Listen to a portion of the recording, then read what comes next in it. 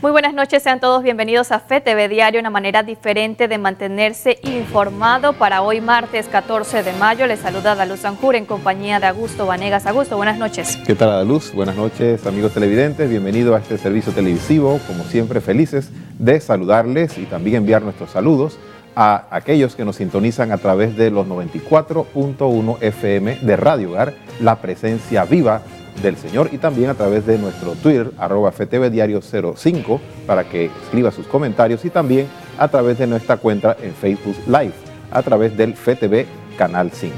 Vamos de inmediato con los titulares para el día de hoy. Hoy en FTV Diario, Iglesia Católica Panameña lamenta la muerte de Monseñor Alejandro Vázquez Pinto. Residentes de San Miguelito se quejan por falta de aceras. Candidatos independientes renunciarán a beneficios que les ofrece la Asamblea Nacional.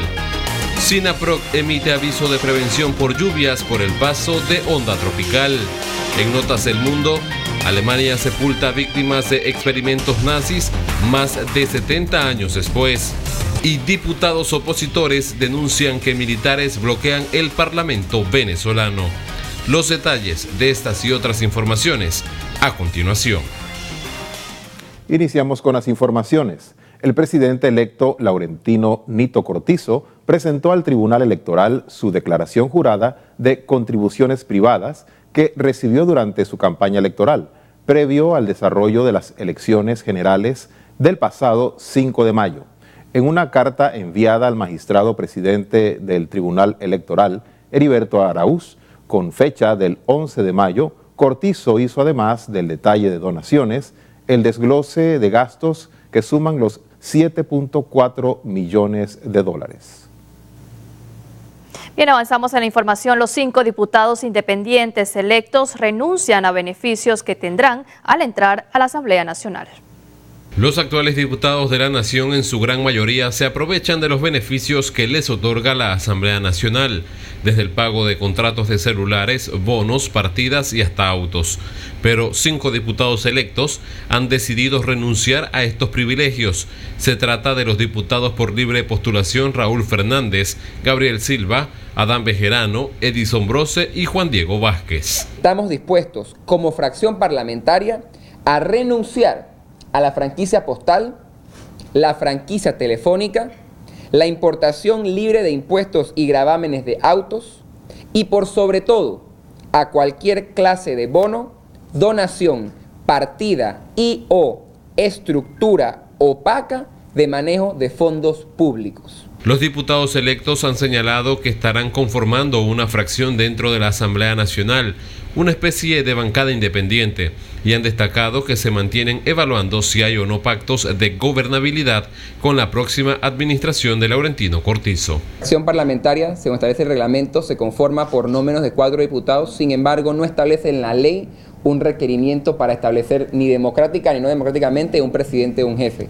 Lo que hemos designado para poder todos trabajar de manera independiente, como fuimos electos cada uno, pero unificando esfuerzos, es un vocero que pueda comunicar a los medios y a las demás fracciones parlamentarias y al gobierno en general nuestra postura sobre temas importantes y coyunturales. Según los diputados por libre postulación, este equipo de 5 tendrá entre sus principales objetivos combatir la corrupción que en los últimos años ha empañado el rol del Palacio Justo Arosemena. Definitivamente no debe haber contratación por nepotismo, ni familiares, ni donantes, ni amigos.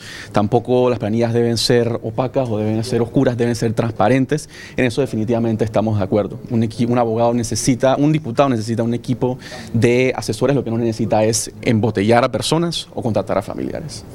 Una asamblea nueva, renovada, la que viene.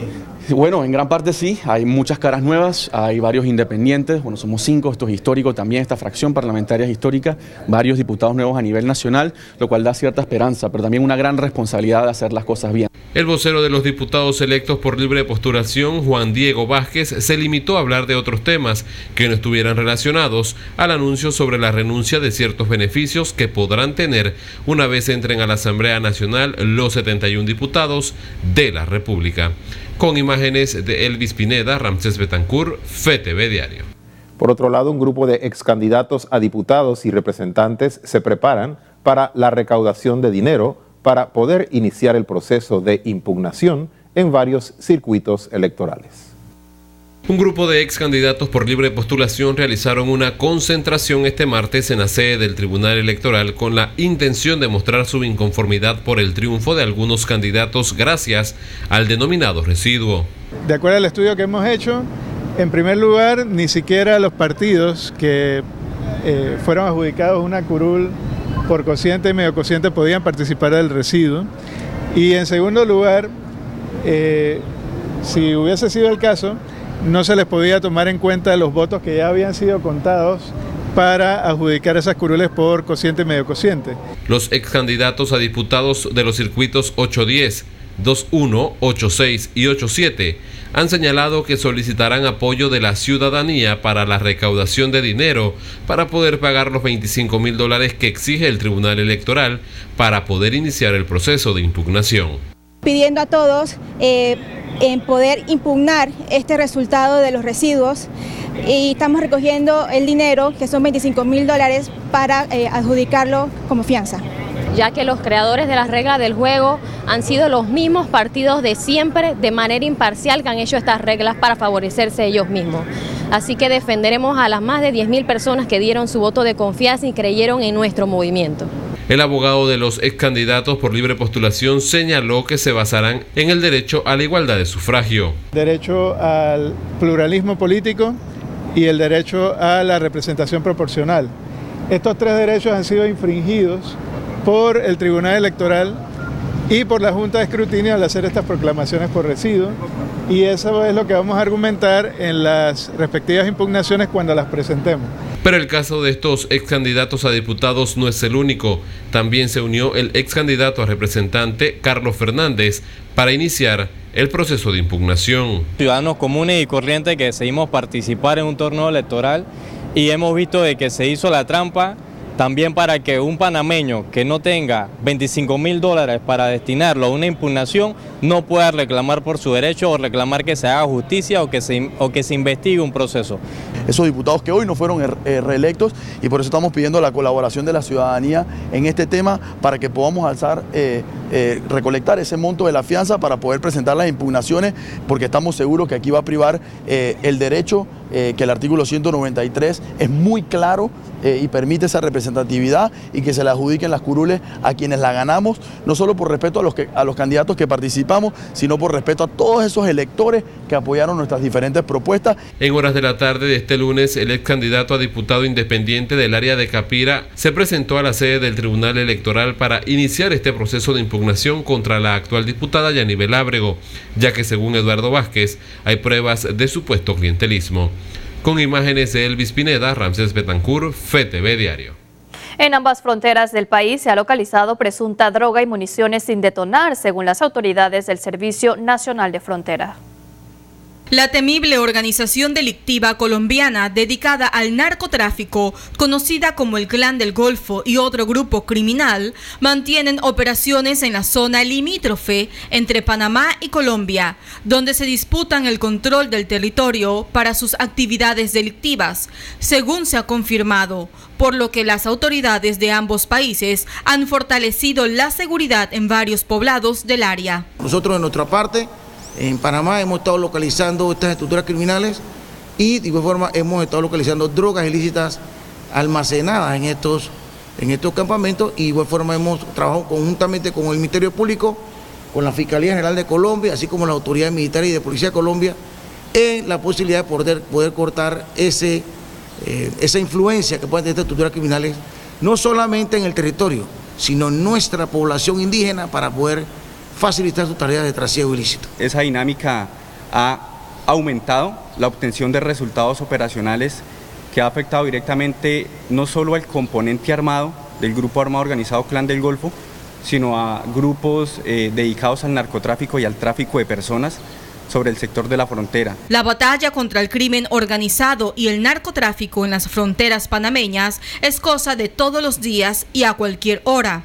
Una muestra son los recientes decomisos de drogas en Puerto Ovaldía, en Playa La Boquita y en la provincia de Chiriquí. El primer caso que tenemos para reportarle, una labor de patrullaje marítimo y de control territorial cerca a la playa de La Boquita, en la jurisdicción de la comarca Cunayala, próximo al sector de Puerto Valdía.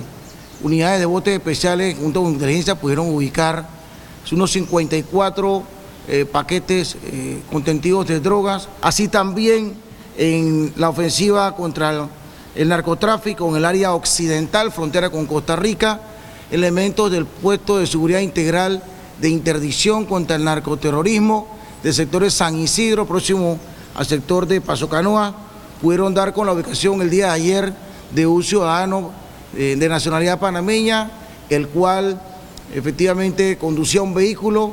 Al momento de ser sometido al proceso de control, se lo ubicaron en posesión 16 paquetes, como ustedes pueden observarlo, que en su interior se presume sea una sustancia ilícita. Jennifer Sanjur Padilla, FETV Diario.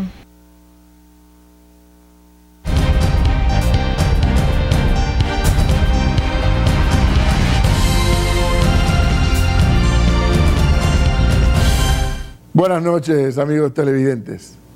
Bueno, y ya hemos visto, como decíamos ayer, el acto del viernes en la proclamación de Laurentino Cortizo, a la cual asistió Varela. Ayer, Varela, presidente en funciones, recibe al presidente electo Cortizo en el Palacio Presidencial. Y calificábamos como bueno, válido, de madurez política, ambos actos. Ahora, hay una expectativa en la sociedad en general y en los periodistas y en los medios de comunicación social en particular por conocer cuál es el equipo que acompañará a Laurentino Cortizo en el quinquenio que comienza el 1 de julio de 2019 y deberá terminar el 30 de junio del 2024. Yo no voy a hacer problema de cuándo van a dar los nombres porque el presidente electo algún día antes del 1 de julio le tendrá que comunicar al país todo su equipo de gobierno en conjunto. Así que yo no hago problema si lo quiere decir hoy, mañana o pasado. Lo que sí va a ser interesante analizar es cuál es el perfil que Cortizo va a asumir para nombrar a estos hombres y mujeres que le acompañarán en su gestión de gobierno. ¿A qué me refiero? Cortizo pudiera optar por tecnócratas, porque el tema del seguro social, la finanza del programa de invalidez, vejez y muerte, pues es un tema altamente técnico, tema financiero, tema de economía, etc. El IDAN, y junto al IDAN el tema de la administración de aguas, también es un tema altamente técnico. El sector agropecuario, técnico también. Pero ¿cuál es el problema con los tecnócratas? Los tecnócratas tienen la mala costumbre, o la buena costumbre, según que usted lo quiera ver, que dice, mira, el librito dice que hay que hacer esto. Así, aquí lo dice el libro, en la línea tal dice que hay que hacer esto. Bien, pero eso tiene una dificultad, que el tecnócrata tiende a estar desconectado de la realidad social, política del país.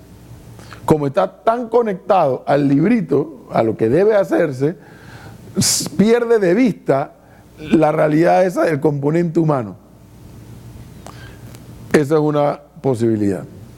La otra posibilidad puede ser que Cortizo opte por figuras altamente políticas, más que técnicas, porque puede darse el caso que haya médicos, agrónomos, ingenieros de distintas ramas, que a pesar de que son profesionales de su gestión, son entes políticos en la vida partidaria.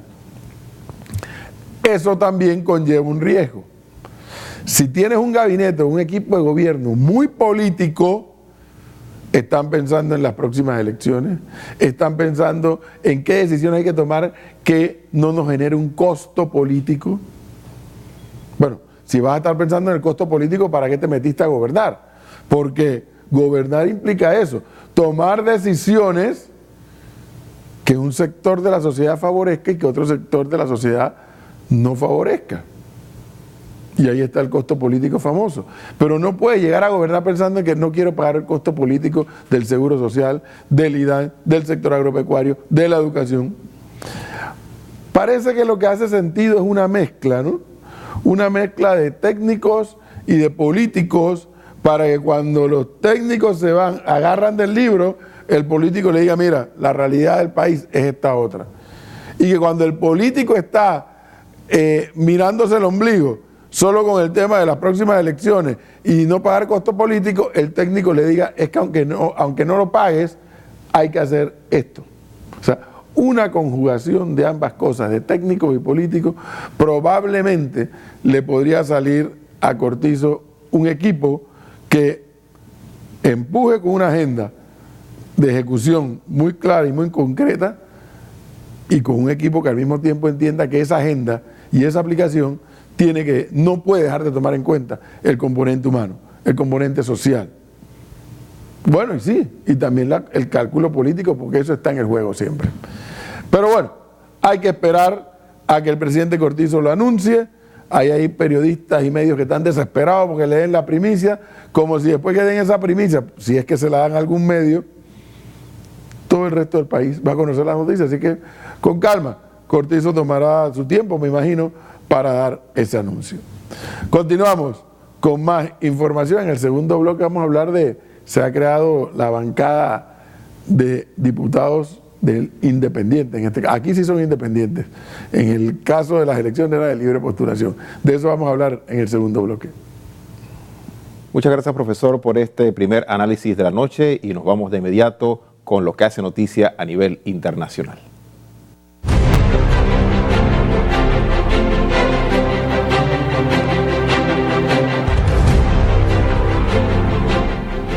En Asia, China anunció que aumentará sus tasas aduaneras a partir del 1 de junio sobre $60.000 millones de importaciones anuales de productos estadounidenses. Escalada en la guerra comercial Pekín-Washington. China anunció el lunes que aumentará sus aranceles aduaneros a la importación de productos estadounidenses.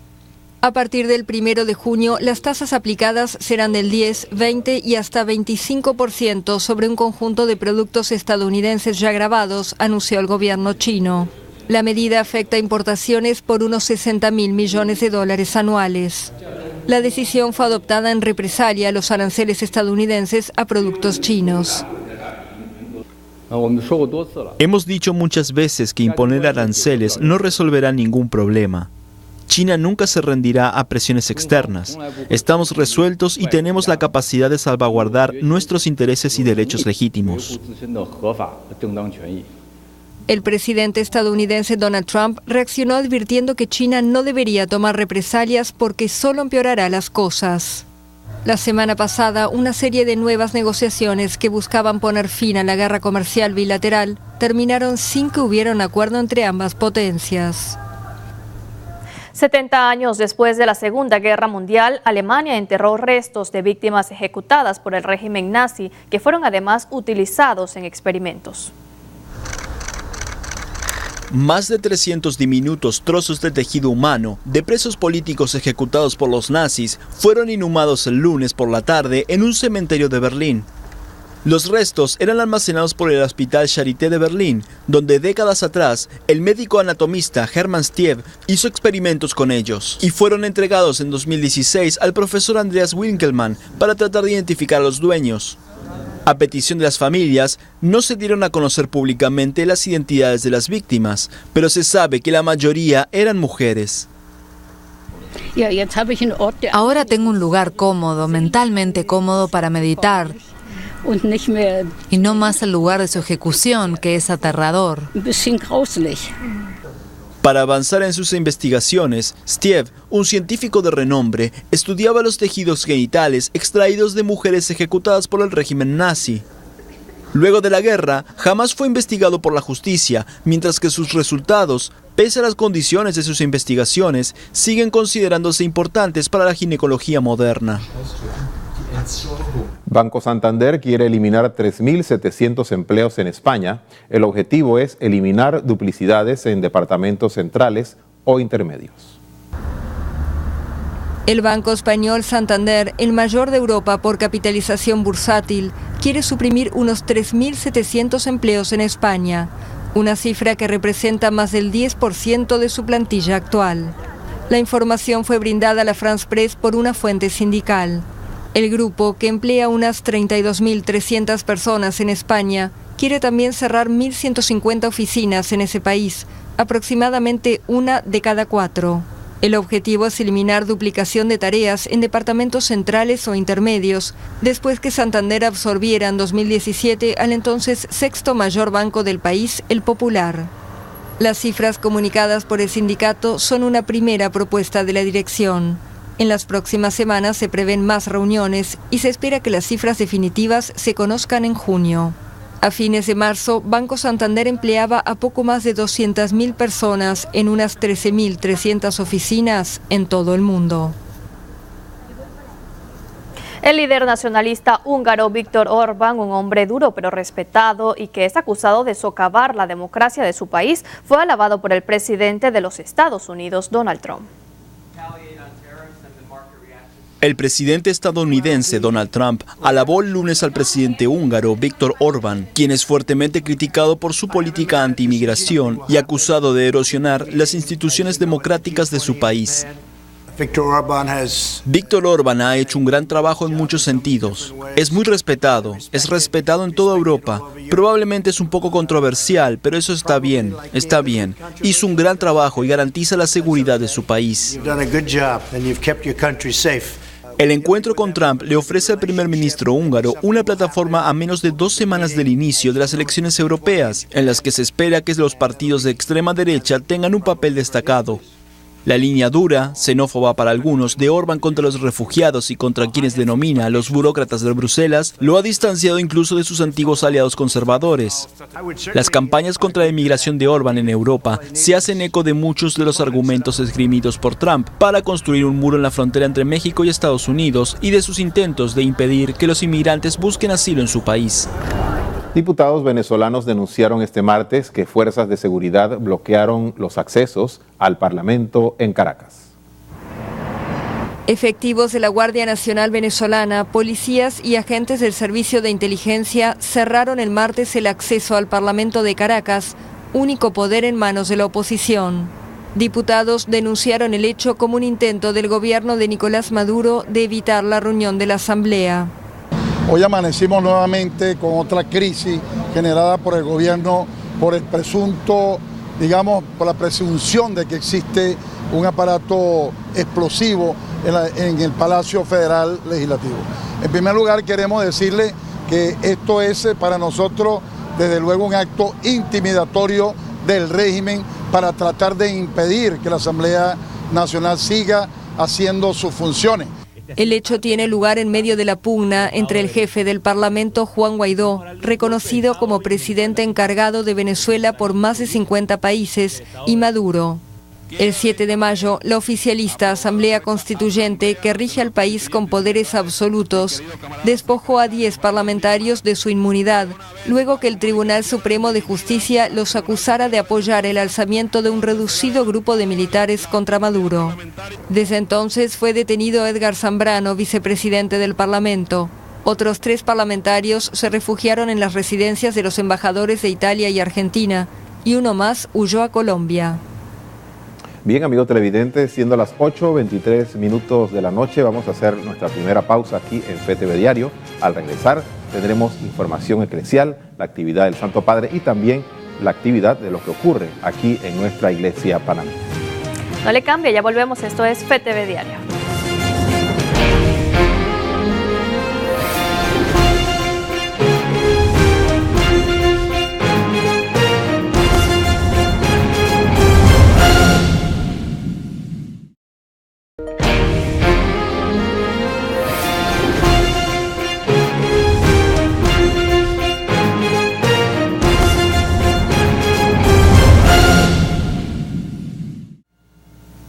Estamos de regreso con FTV Diario. Le recordamos que también nos puede sintonizar a través de los 94.1 FM de Radio Hogar. Vamos con la información eclesial.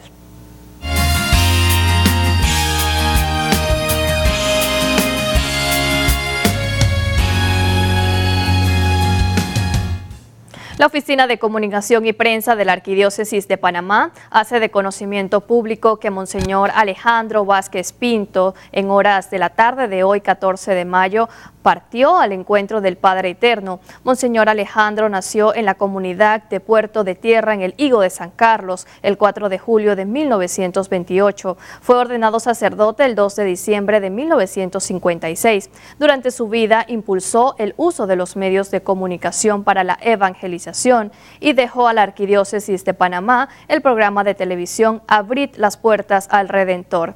También fue asesor de la Renovación Carismática Católica hasta el momento de su jubilación. Renovó sus promesas sacerdotales en la misa crismal realizada en la Catedral Basílica Santa María la Antigua el pasado 16 de abril, celebrando sus 62 años de sacerdocio. Escuchemos la última entrevista de Monseñor al programa que él mismo fundó, Abrir las Puertas al Redentor. 90 años al servicio del pueblo de Dios, haciendo iglesia. Necesitamos laicos, laicas, hombres y mujeres y curas que hagamos iglesia. ¿Se da cuenta? Una cosa es hacer iglesia y otra cosa es vivir de entusiasmo. Bueno, damos gracias al Señor por la vida de Monseñor Alejandro Vázquez Pinto, un gran luchador, un gran sembrador de la palabra en todos los rincones de Panamá, y le damos gracias al Señor por su vida y gracias a Monse por ese legado que nos deja. Bendito sea Dios. El Papa Francisco expresó su dolor por un ataque terrorista una vez más el pasado domingo en Burkina Faso. Es el padre Simeón Jampa. El domingo celebraba misa en su parroquia de la aldea de Dablo, en Burkina Faso, cuando un grupo armado irrumpió en el templo. El sacerdote fue asesinado junto a otros 5 fieles. Los terroristas también incendiaron la iglesia. Este lunes se celebraron los funerales por todos ellos. A través de un tuit del portavoz del Vaticano, Alessandro Gisotti, el Papa expresó su dolor por este ataque y aseguró que reza por las víctimas y sus familias. Desde la ONU también ha llegado una contundente condena por este atentado. El secretario general condena fuertemente el ataque a una iglesia católica durante la misa en la aldea de Dablo, en la región centro-norte de Burkina Faso. Expresa sus condolencias a las familias de las víctimas y desea la pronta recuperación de los heridos. Reitera además la santidad de todos los lugares de culto y espera que los atacantes puedan ser llevados rápidamente ante la justicia. En toda la zona del Sahel se están reproduciendo ataques de corte yihadista contra parroquias y sacerdotes. También en Burkina Faso fue asesinado en febrero el misionero salesiano Antonio César Fernández en una emboscada perpetrada por un grupo yihadista. El Papa Francisco visitará Asís el próximo año para reunirse con estudiantes de economía. El Papa Francisco propone cambiar el paradigma económico y quiere que sean los jóvenes el motor de ese cambio. Por eso ha convocado para 2020 a jóvenes economistas y empresarios que quieran ayudarle en la tarea de humanizar un sistema económico que ha olvidado servir a las personas. La inspiración de este evento está en el magisterio del Papa, que desde Evangelii Gaudium y después en Laudato Si ha denunciado fuertemente el estado patológico de una economía que mata, mostrando cómo esa economía mata a las personas y al medio ambiente, matando así también el futuro. El Vaticano ha presentado este evento que lleva por título Economy of Francesco. El Papa ha escogido la ciudad de Asís del 26 al 28 de marzo de 2020 para acompañar a jóvenes de todo el mundo en una reflexión sobre el tipo de economía en la que vivimos. La idea era llamar a quien se está formando para hacer la economía del mañana y hacer un pacto con ellos para cambiar este mundo. El Papa quería convocar a los jóvenes porque ellos tienen todavía la posibilidad de cambiar las cosas. En su convocatoria, Francisco propone revisar nuestros esquemas morales y mentales para que sean más conformes a los mandamientos de Dios y a las exigencias del bien común. ¿Por qué cuando un hombre muere por la calle no es noticia, pero cuando la bolsa sube o baja un punto sí lo es? Es una economía que respeta el dinero, pero no a quien debe servir, al hombre. Esto es lo que el Papa quiere discutir con los jóvenes. Su objetivo es hacer con ellos un pacto para cambiar la actual economía y dar un alma a la economía del mañana. Hasta aquí la información eclesial y cambiamos de tema.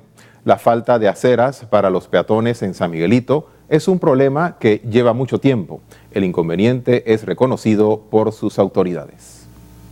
Es el malestar de algunos residentes de San Miguelito, quienes a diario caminan por aceras improvisadas a su suerte.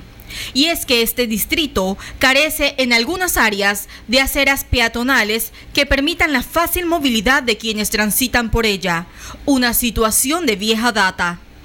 Aunque se han construido algunos proyectos de vías peatonales, pareciera que no son suficientes en San Miguelito. Ahora mismo Paraíso está sufriendo una transformación positiva en cuanto al tema de la movilidad, con el tema de las ampliaciones en las vías principales desde Vía Guadalupe, de la Roosevelt, hasta la entrada de Paraíso, de una condición de aceras mucho más amplia, también con acceso para personas con discapacidad, sillas de ruedas, va a tener un conducto en donde las personas que no videntes también van a poder ser guiadas hasta en las intersecciones de la calle y se van a poder desplazar de una mejor manera. Falta un poquito más también de la participación ciudadana en cuanto a el objetivo de conseguir mejores obras para cada sector.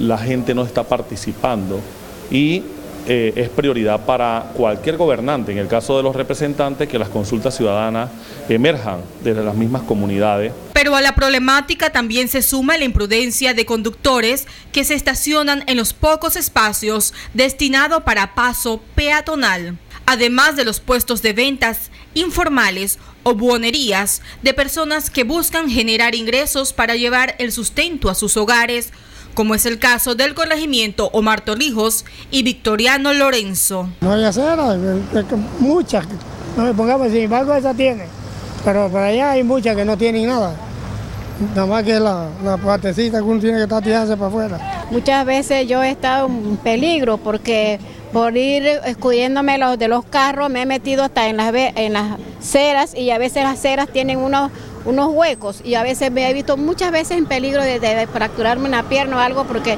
prácticamente los carros se hacen dueños de las aceras. O sea que todo aquí está muy estrecho, no se puede pasar, hay que salirse de la línea.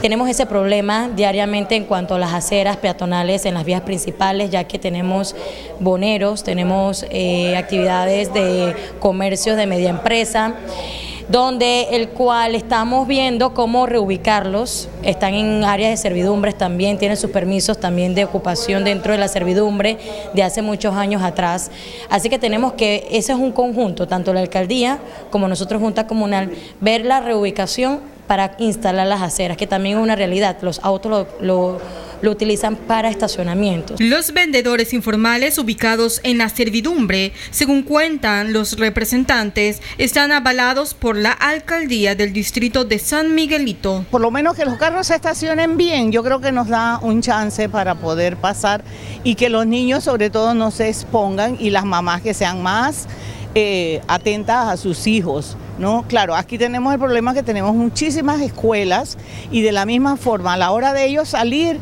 es un poco difícil. Hemos tenido ese problema y se han dado accidentes en ese sentido. Yo vivo acá arriba y siempre hemos tenido que caminar por acá la acera, la calle. No, allá abajo es peor, ¿no? Allá abajo es peor porque allá eso se inunda y no hay por dónde pasar. La salida de ellos es por parte del que otorga el permiso, que es la alcaldía. Nosotros solamente objetamos o no el hecho de que se pueda establecer una servidumbre para algún comercio. Y reitero, en mi caso no hemos dado en 5 años ningún permiso para esto, para que esa condición pueda cambiar a que ellos vayan a la formalidad y ejerzan un pleno comercio en un lugar alquilado o propio, pero de una forma distinta. Se intentó lograr una versión con el alcalde Gerald Cumberbatch para conocer más sobre los permisos para la instalación de puestos improvisados en la servidumbre. Sin embargo, no respondió al llamado de este medio. Se ha destinado de los fondos de la descentralización al distrito de San Miguelito $8 millones, de los cuales, mediante acuerdo con el Consejo Municipal, se ha entregado a cada corregimiento $340,000 que deben usar para inversión y funcionamiento. Jennifer Sanjur Padilla, FETV Diario. Bien, y presten mucha atención porque el Centro de Operaciones de Emergencia emitió este martes un aviso de prevención hasta el jueves 16 de mayo debido al paso de onda tropical número 1 sobre el territorio nacional. De acuerdo a los datos de hidrometeorología de ETESA, durante las siguientes 48 horas se esperan montos de lluvias elevados, los cuales podrían ocasionar inundaciones urbanas y crecidas repentinas de los ríos, cuyos niveles en los caudales aumentan. Asimismo, bajo aviso de lluvias moderadas hasta fuertes, condiciones ventosas y tronadas frecuentes para todas las provincias de la vertiente del Pacífico y Caribe del país. Bueno, ya lo sabe, a tomar las debidas precauciones. De esta manera vamos a realizar nuestra segunda pausa comercial. Al volver el profesor Edwin Cabrera con el segundo análisis de la noche. Augusto. Así es, y también tendremos, por supuesto, como siempre, las informaciones deportivas con nuestro compañero Alejandro Rodríguez. No le cambie, ya pronto regresamos.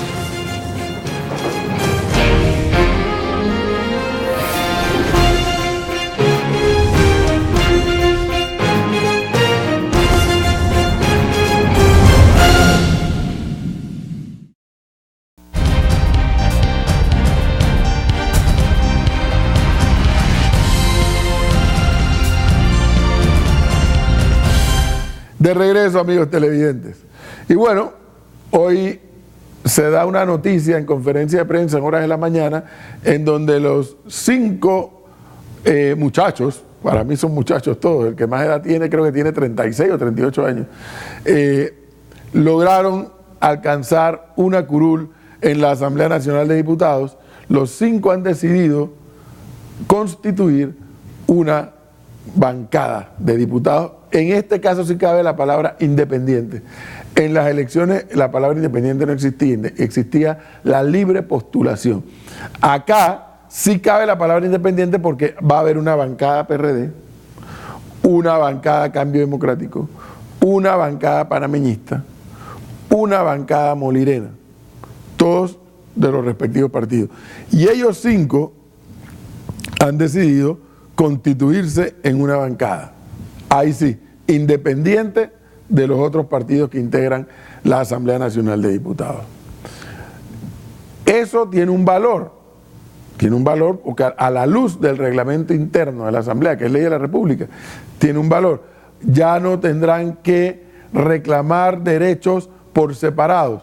Ahora, como quiera que una bancada de 5, que creo que es el mínimo, 4 o 5, ya tendrán que ser considerados incluso en la Junta Directiva Ampliada, cuando el presidente, hombre o mujer de la Asamblea, convoca una Junta Directiva Ampliada, porque el jefe de cada bancada forma parte de la Junta Directiva Ampliada de la Asamblea. Así que serán parte de la deliberación de la Junta Directiva Ampliada. Es un elemento. Siguiente elemento. Al momento de configurar las comisiones de trabajo, tendrán que ser considerados como bancada. Y eso tiene una implicación para efectos de los números de diputados que integra cada una de estas comisiones. Así que es muy importante la decisión que ellos han tomado. Es valiosa. ¿Cuál es el pero que le encontré a las declaraciones que escuché esta mañana? El pero que le encontré es que ellos 5 tienen que entender que la campaña política ya pasó, ya terminó. Tanto es así que ya ellos son diputados, tienen condición de diputados electos. Serán diputados en funciones a partir del 1 de julio, cuando digan lo juro. Entonces, ¿qué ocurre aquí? Es cierto que en el reglamento interno de la Asamblea hay una cantidad de facilidades, celulares, la planilla que tiene cada diputado para que nombre a su chofer, a su secretaria, asesor. Es cierto que eso existe. Que eso haya que revisarlo, cierto. Como también existe lo del pasaporte diplomático para el diputado. Cierto. ¿Por qué tiene pasaporte diplomático? Entre otras razones, porque la Constitución manda a que el diputado tiene igualdad de condiciones que el ministro de Estado. Y los ministros de Estado tienen pasaporte diplomático. En consecuencia, los diputados también. Pero ese pasaporte diplomático, amigos televidentes, no tiene ningún valor aquí en el territorio nacional. Tiene un valor fuera, cuando viajan.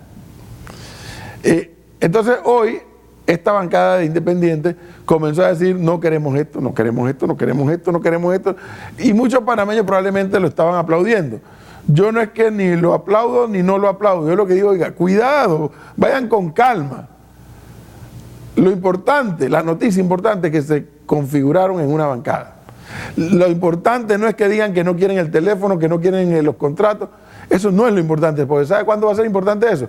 Cuando ya ustedes sean diputados, y no antes. Porque cuando ustedes sean diputados, se van a dar cuenta que una serie de situaciones, como por ejemplo, contratar especialistas para que los asesoren en temas, obviamente, especializados que ustedes no dominan, lo van a pedir, lo van a reclamar, lo van a necesitar. El problema no es que se contrate a nadie que sea especialista. El problema es que se roben la plata de los contratos. El problema es que nombren a parientes. El problema es que nombren a trabajadores de sus empresas en esa planilla, como ocurrió en este quinquenio que está por terminar. Ese es el problema. El problema no es que le den un celular, porque el celular es para comunicarse el diputado con la asamblea y la asamblea con el diputado. El problema es que usted use ese celular que le da el Estado para hacer política, para hacer campaña. Eso es deshonesto, objetivamente es deshonesto.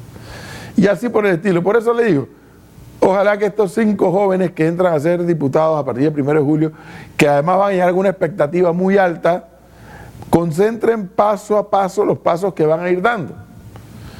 El de hoy, anunciar que se constituyen en bancada, es un muy buen paso y es una muy buena señal. Ponerse a decir por adelantado lo que no quieren, eso ni raja ni presta el hacha, porque eso está allí en el reglamento de la Asamblea. A que usted no lo vaya a usar, eso es otra cosa, pero está allí. Porque lo responsable sería que eso que usted tiene derecho como diputado, usted le dé buen uso, como quiera que son recursos del Estado. Eso sí. Pero bueno, esto apenas está comenzando. La Asamblea va a tener una expectativa muy alta con la participación de estos 5 jóvenes.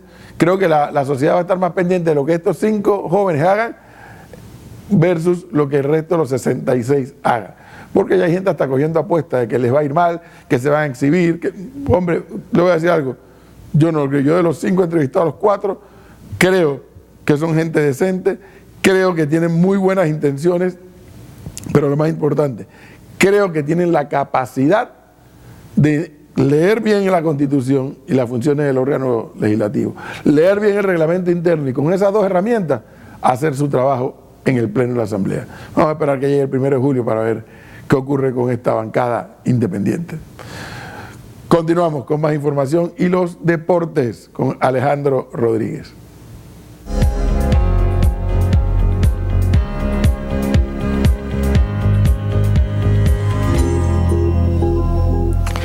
Gracias, buenas noches, estamos listos para el fascinante mundo de los deportes. Vamos a iniciar de inmediato y es que todos sabemos que el mes de junio y de julio va a ser cargado en mucho fútbol. Se acerca la Copa América y una de las primeras selecciones en entregar su lista preliminar fue la dirigida por Rafael Dudamel, la selección de Venezuela. Veamos la nota. El seleccionador de fútbol de Venezuela, Rafael Dudamel, anunció el viernes la lista preliminar de 40 jugadores para la Copa América Brasil 2019.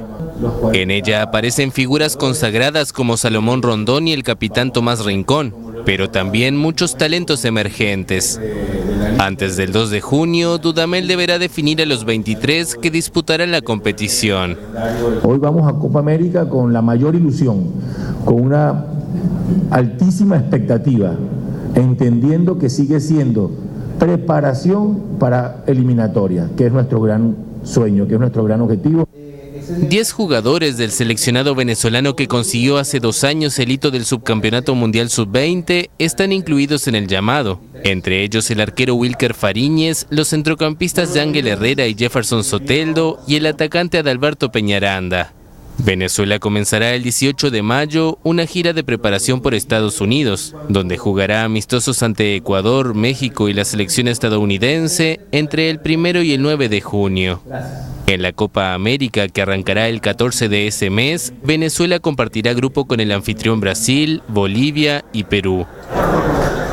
Sin duda se le tiene mucha expectativa a esta selección de Venezuela, luego del buen trabajo que ha realizado en los últimos meses Rafael Dudamel. Como bien veíamos, varios jugadores de la selección sub-20 que hizo historia hace algunos años. Vamos a cambiar de tema y es que luego una pésima temporada, por así decirlo, del Real Madrid. Ya se habla de posibles fichajes, y a quien vemos en pantalla, Eden Hazard, sería la principal figura, el principal fichaje que haría Florentino Pérez y el Real Madrid en este próximo mercado de verano. Se habla de que el traspaso del Chelsea hacia el Real Madrid sería cerca de los 100 millones de dólares. Un jugador que ha estado prácticamente los últimos años en el Chelsea de Inglaterra. Hubo muchas dudas, hay mejor dicho, también muchas dudas de si se va a dar o no el fichaje, ya que el Chelsea tiene una sanción que en los próximos, o por lo menos por un año, no podrá realizar compras de jugadores. Por ende, se especulaba que no saldría Eden Hazard del equipo inglés, pero tras ser una oferta muy jugosa por parte del equipo merengue, se habla que después de la final de la Europa League del próximo 29 de mayo, el equipo galáctico estaría oficializando la llegada del jugador de Bélgica al equipo merengue. Ya se confirmó también que el portero Keylor Navas, el Tico, va a estar saliendo del equipo merengue. Veremos en qué queda este tema de Eden Hazard y su posible llegada al Real Madrid. Siendo un Real Madrid que aspira, mejor dicho, tener una mucha mejor temporada la siguiente debido al fracaso en Liga, Champions y en Copa del Rey esta actual temporada que ya está por finalizar. Nos vamos para Italia, y es que el actual capitán Daniele De Rossi ha confirmado que luego de 18 años en el equipo italiano va a salir de la Loba, el equipo de la Roma. El mediocampista lo anunció en conferencia de prensa, asegurando que luego de una gran carrera en el equipo italiano dice adiós el actual número 16. Ahí estamos viendo imágenes de todos sus compañeros, el Shaarawy y demás. Kolarov, también otro capitán del equipo de la Roma. Ahí está Daniele De Rossi, que luego de 18 años confirma que saldrá del equipo italiano. No aseguró que se va a retirar, pero tampoco se sabe aún cuál va a ser su próximo destino. Probablemente será como Diego Godín, que salió del Atlético de Madrid, pero va a continuar jugando al fútbol. Se habla de que el Inter sería el destino de Diego Godín. Hay que ver para dónde irá Daniele De Rossi, actual capitán de la Roma. Sin duda ya no estaba teniendo tantos minutos como antes. Un jugador veterano, como se le llama a estos jugadores de mucha experiencia. Veremos a dónde depara o dónde queda el futuro de Daniele De Rossi, exjugador también de la selección italiana. Nos venimos al plano local a hablar de nuestra selección sub-20 más que nada, y es que hoy realizaron otro partido amistoso de preparación para lo que va a ser el Mundial allá en Polonia. En esta ocasión los dirigidos por Jorge Dely Valdés perdieron ante la selección de Ecuador 1-0. Al final, primera derrota que acumula esta selección sub-20 en su gira de preparación. Ya tenía una victoria ante Sudáfrica y un empate ante un club o la categoría sub-20 de un club de dicho país.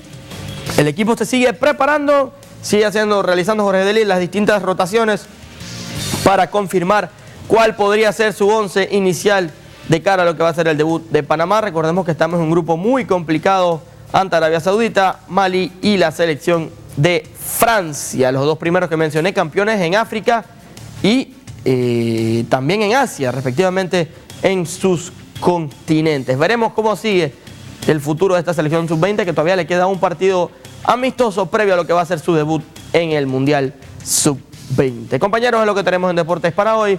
Vamos con ustedes y la parte final del noticiero. Adelante. Muchas gracias, Alejandro Rodríguez, por las notas deportivas, y a continuación, antes de finalizar, tenemos más información, sobre todo una nota interesante. Un grupo de hackers halló una falla de seguridad en WhatsApp, una de las aplicaciones de mensajería más utilizadas del mundo. Un nuevo dolor de cabeza para Facebook. Un grupo de hackers encontró una falla de seguridad en WhatsApp, una de las aplicaciones de mensajería más utilizadas del mundo. Instaló un programa espía en teléfonos. Así lo afirmó el martes la compañía.